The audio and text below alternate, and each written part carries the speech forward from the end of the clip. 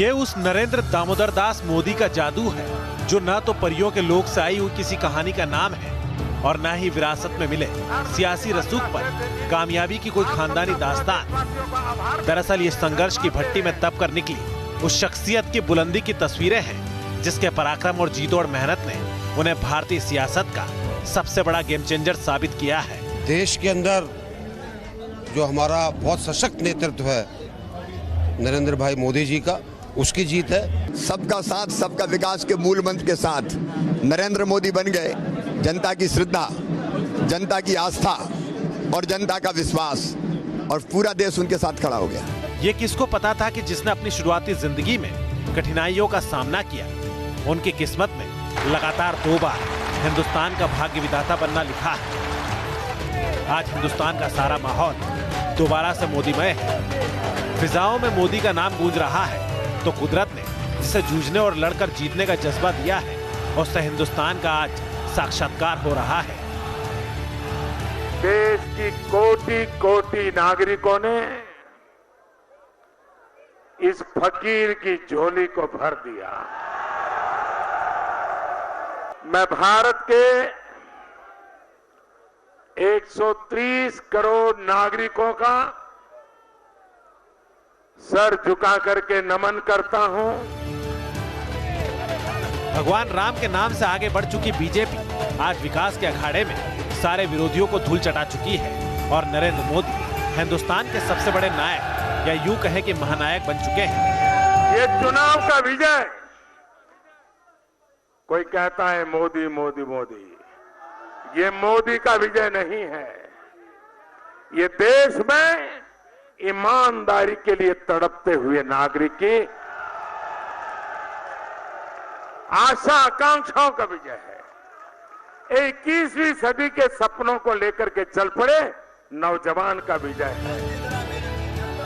अब से पहले तक जिस बीजेपी को मूल रूप से हिंदी पट्टी की पार्टी माना जाता था, उस पार्टी ने इन चुनावों में कश्मीर से लेकर कन्याकुमारी तक और गुजरात से लेकर अरुणाचल तक अपना परचम लहराया। और इसके पीछे मोदी सरकार की वो योजनाएं हैं जिसका जिक्र नरेंद्र मोदी ने बीजेपी दफ्तर में कार्यकर्ताओं को संबोधन के दौरान किया।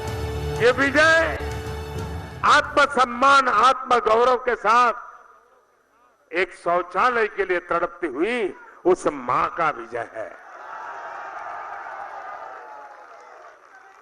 ये विजय उस बीमार व्यक्ति का है जो 4-4, 5-5 साल से पैसों के अभाव में उपचार नहीं करवा पा रहा था, जिसका आज उपचार हो पाया, उसके आशीर्वाद मिल गए। जाहिर है मोदी यहाँ आयुष्मान योजना और स्वच्छता अभियान की बात कर रहे थे। मोदी ने कहा कि उनकी सरकार की ये जीत 40 करोड़ असंगठित मजदूरों के लिए लागू की गई पेंशन योजना और गरीबों को पक्के मकान देने की उनकी सरकार की योजना का नतीजा है। ये विजय देश के उन किसानों की है कि जो पसीना बहा करके राष्ट्र के पेट भरने के लिए अपने पेट को भी परेशान करते रहता है और खुद जहमत उठाता रहता है, ये उसकी विजय है। ये उन 40 करोड़ असंगठित मजदूरों की विजय है।